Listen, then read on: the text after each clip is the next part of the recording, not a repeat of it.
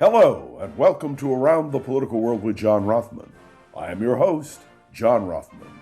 If you're a fan of the show, make sure to hit the follow button on the top right of Apple Podcasts, Spotify, or wherever you are listening at this very moment. When you hit follow, leave a review or share an episode with a friend. It helps other people discover the show, keeps us going.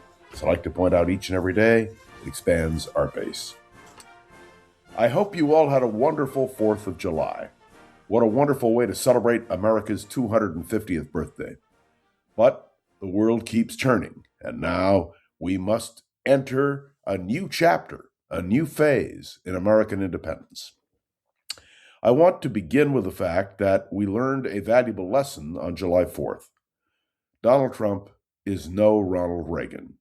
And I use the example of contrasting two Republican presidents in terms of their eloquence, their ability to communicate the American idea. Donald Trump, of course, was Donald Trump. He used all of his normal efforts in order to convince us that this was the greatest thing since God, mother, country, and apple pie. But the simple truth is there was nothing inspiring in what Donald Trump said. The people he surrounded himself with were inspiring. But the pettiness of Donald Trump came through even on July 4th. I want now to address what I think is the elephant in the room, and that has to do with climate change. Was there any doubt in anyone's mind, as a result of the July 4th weekend, that climate change is a major issue in our world? Certainly it affected us all on the 4th of July. If you were in the Midwest or the East Coast, the heat was overwhelming. And yet we are told that there is no climate crisis.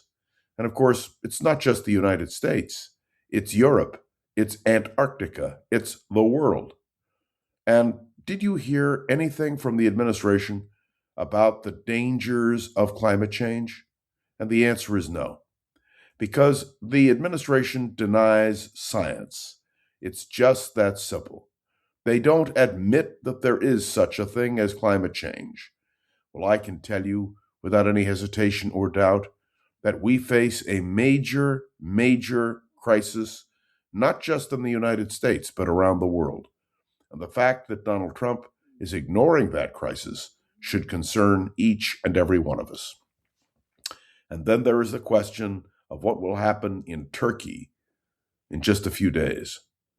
Donald Trump is about to leave for a NATO meeting that will take place in Turkey. He said he really wasn't interested in attending the meeting, but he's going to go, in large measure because the president of Turkey is his friend. It is an astounding statement by the president of the United States, who should be defending the Western alliance. Instead, Donald Trump does everything he can to diss that alliance, to diminish it, and really to say, we don't want any part of it. There is always Donald Trump's threat that he may withdraw from NATO. Please be assured, without congressional consent, he can't do it, although I'm not sure he cares about congressional consent or law. But the simple truth is, Donald Trump does see this as a danger to America. I don't know why, but he does. And you would think, after what happened this last weekend in Ukraine, with massive attacks by Russia on Ukraine, that there would be a greater sense that we are in trouble. Make no mistake, there are real challenges to NATO. And those challenges are represented by Donald Trump. That's right, Trump is a singular problem for the continuation of NATO. And despite his very positive meeting, as he put it, with the NATO Secretary General, it is clear that this president still does not favor the NATO alliance. And then there's more. As you know, that Donald Trump is accepting a ring. It's a simple gesture, a diamond being given by Belgium. Why? Because of Donald Trump and his, well, his usual policy. All told, 321 diamonds, 56 sapphires, 15 emeralds, and the value of the encrusted ring, well, it's incredible. And it was a gift, a very special gift, as they put it, a very special thank you to my friend from Antwerp for the significant Freedom 250 ring. It was a gift to Donald Trump, or was it a gift to the United States of America? There is, again, something terribly amiss. And then you should know that on July 4th, Donald Trump, in his own modest style, announced the launching of Trump accounts. That's right. Every newborn gets $1,000, and, well, they get to build on it. Now, I got to tell you something. I wonder about this. I don't think it's legitimate. And the reason I don't think it's legitimate is because it's wrong. That's right. Every American ought to have to finance their own endeavors. But this so-called Trump account, financed privately, coming from people to every child born in America, it disturbs me. It is Donald Trump's plan to launch these accounts on the 4th of July, tying the 250th anniversary of the signing of the Declaration of Independence to an effort to boost financial independence for America's kids. There is, again, something fundamentally wrong in this administration. There are many things we could talk about today, and I think one of the things that needs to be emphasized is Donald Trump's war against science. I began this with a simple statement about global warming and the fact that climate change is a reality. But let's talk about vaccines in the United States of America as well. The fact that we have had a measles outbreak, the fact that the administration is suggesting strongly that vaccines don't work should be a real concern.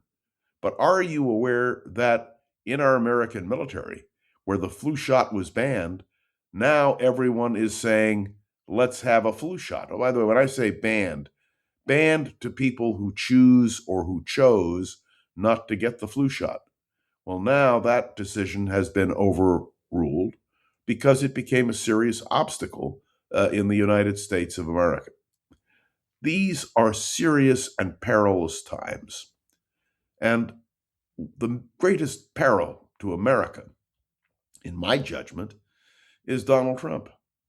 I was asked by a listener why it is that I continue to emphasize the role of Donald Trump in the world.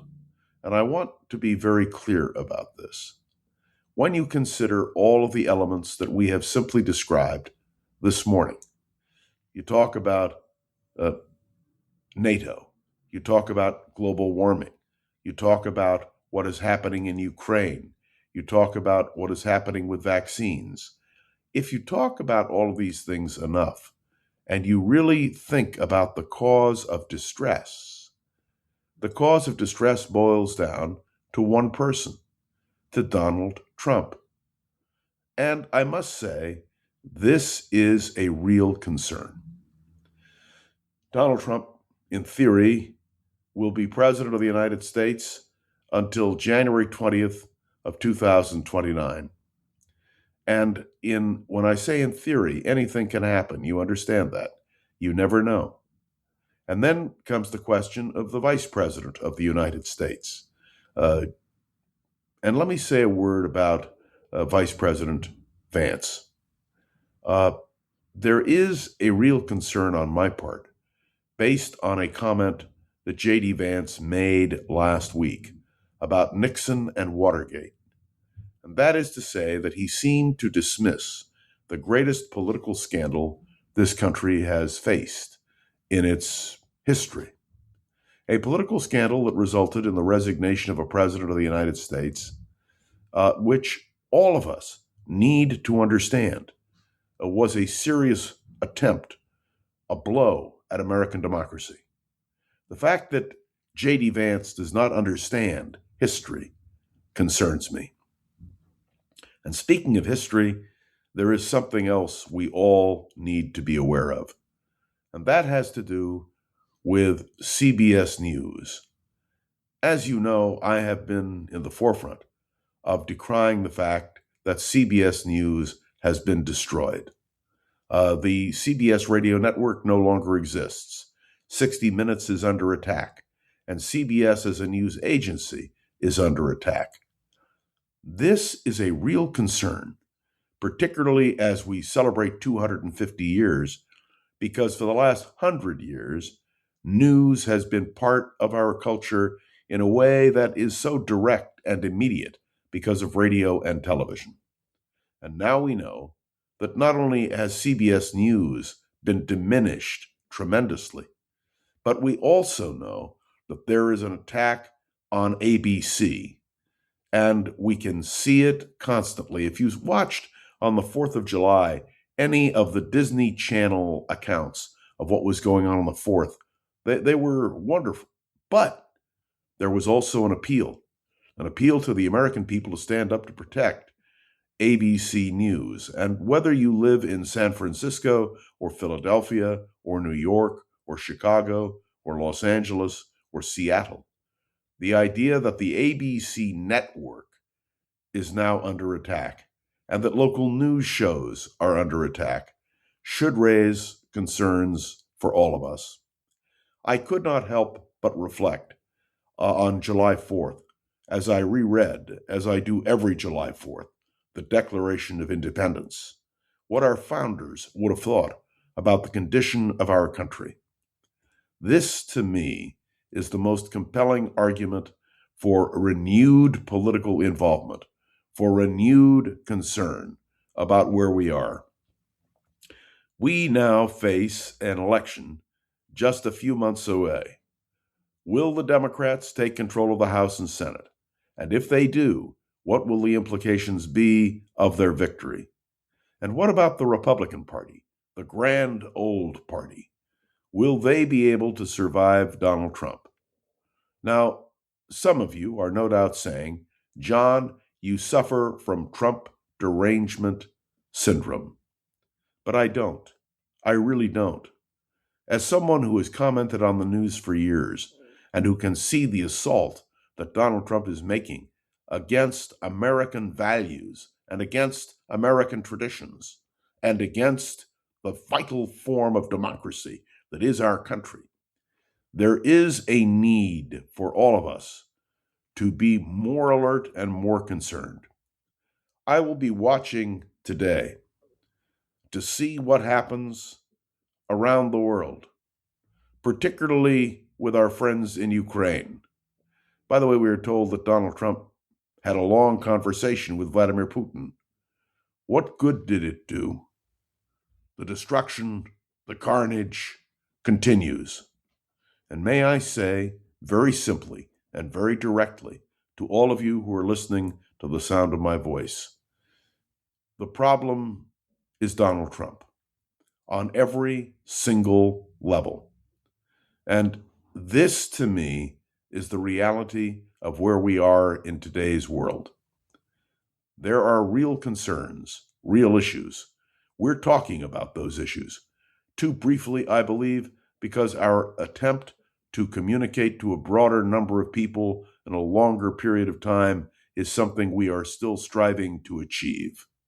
But I hope with all my heart, that as we enter this 251st year of American independence, that we will battle even more valiantly for our democracy. I know many of you have questions and you have comments, and I'm delighted to receive them. Just remember that Around the Political World with John Rothman is available because of your interest each and every day. Thanks for tuning into another episode of Around the Political World with John Rothman. I'd love to hear your thoughts on today's episode. You can write a review on Apple Podcasts, drop a comment on YouTube or Spotify, and click any of the links in the show notes to connect with me on social media. Remember, please, to share this episode with a friend or colleague so we can continue to grow and expand, which is, of course, our goal. This show's been getting so much positive attention that we're excited to bring on more advertising support. This will help us to create more opportunities for Around the Political World with John Rothman. I want to say a special thank you to Gogo Zoger, the wonderful producer of this podcast. Gogo, thanks for everything you do. And for all of you, we'll be watching now to see what happens this week as events unfold in Europe, NATO, the United States, the world, our climate, you name it, we'll be watching it right here on Around the Political World with John Rothman. See you tomorrow. If you like the show, please take a moment to rate, review, and subscribe. It really does help the show to grow. Thank you for listening.